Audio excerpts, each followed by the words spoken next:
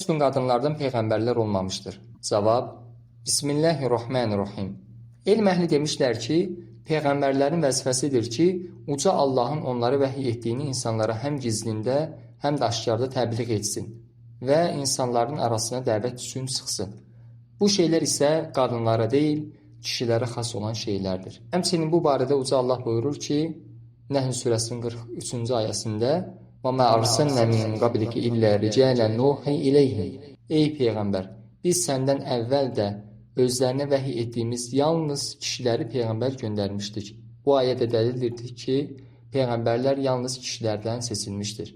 İkincisi isə qadınlar ayın müəyyən günlərində heyz yaxud nifas səbəbi ilə vacib olan əməlləri, məsələn namazları, oruç tutmağı tərk edirlər.